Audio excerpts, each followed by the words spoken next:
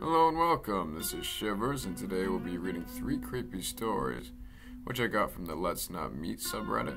So, down below actually are 3 names. Thank you so much for letting me read these, and I hope you enjoy. And everybody, let's go.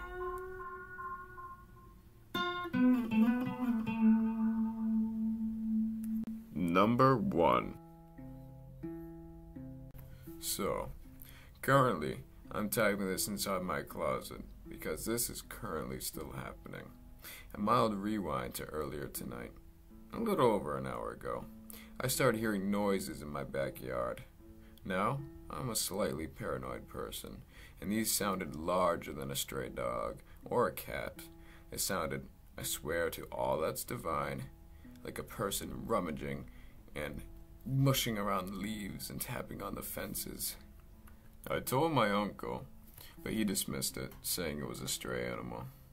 Now here we are later, around 12:28 a.m. The noises, you guessed right, they're still out there.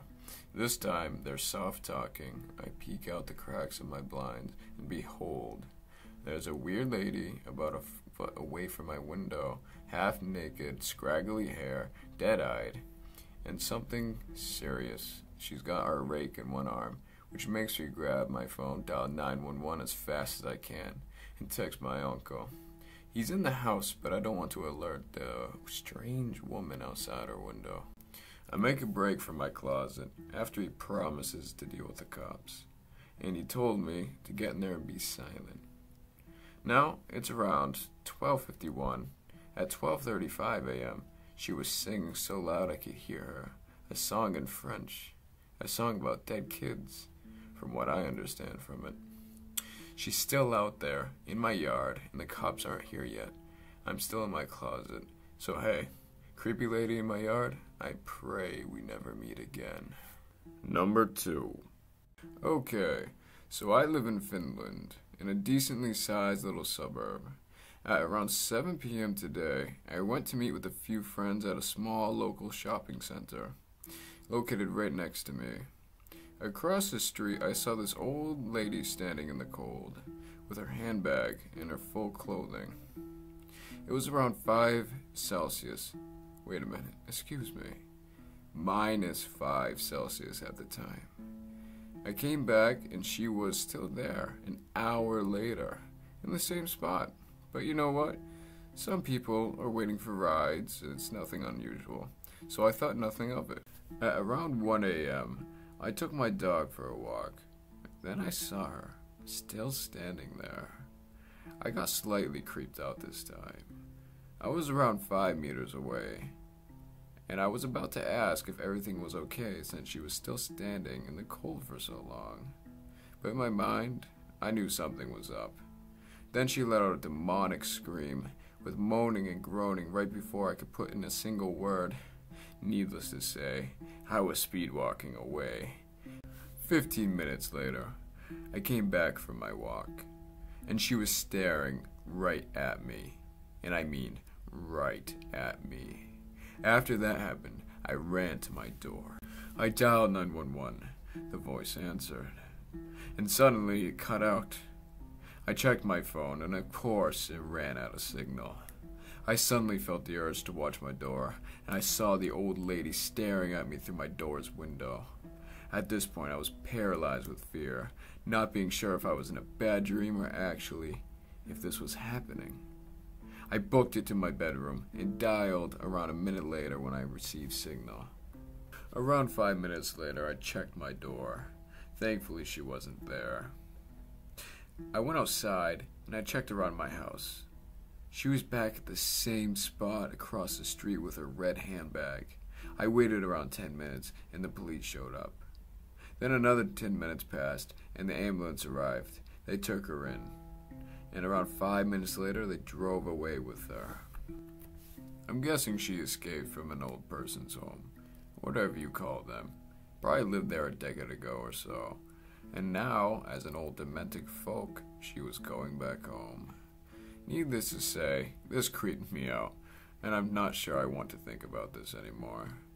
But, old lady across the street with the red handbag, let's not meet again.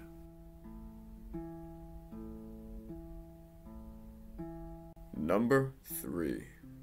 This happened to me a few weeks ago. A little backstory. I'm currently in college about an hour away from my hometown. Every other weekend or so, I drive home to spend some time with my parents. I then leave around 8 p.m. or 9 on Sunday nights to come back to my apartment. By that time, the sun is already set and it's completely dark outside. My parents live in a very rural area of Ohio, where there are fields for miles and little to no traffic at night. On a particular Sunday, I was driving back to my apartment like usual. It was around 8:30 p.m., and I was about 25 minutes into my hour drive. It's dark out and I haven't seen a single car the whole ride. I drive through this tiny town with only one spotlight as I make my way to the interstate. As I reach the edge of this town, into more country roads, a red beat-up car cuts me off by pulling out in front of me. Obviously, I'm pissed. There are no other cars around. The guy could have waited for me to pass. I get over it quickly because my favorite song comes on the radio, and I start singing along. I begin to notice that the car in front of me is only going around 45 miles per hour. The speed limit is 65, so it's a bit ridiculous.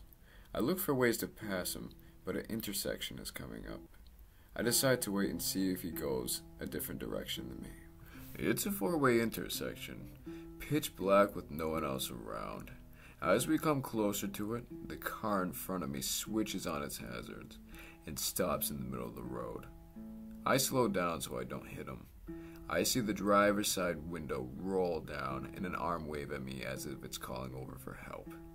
Now, I'm a very paranoid person, so I refuse to stop for somebody that I don't know in the middle of the night. I quickly maneuver around the car and make a right turn at the intersection, leaving the car behind. I look in my rear view mirror and see that the car has switched off its hazards immediately, and I gunned it out of there. Another car comes out of a driveway near the intersection and follows the car. Remember, there was no one else on the road with us for miles. I can only assume that the two cars were together trying to get me to pull over, and God knows what they would have done with me. To this day, I don't drive late home anymore. So creepy car guy with your hazards on, let's never meet again.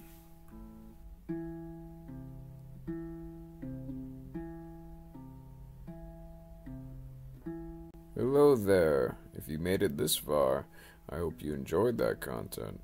I want to thank those that let me narrate these stories once again. And if you could like, comment, and subscribe, and possibly share, that'd be much appreciated. So, I will see you next time, and take care now.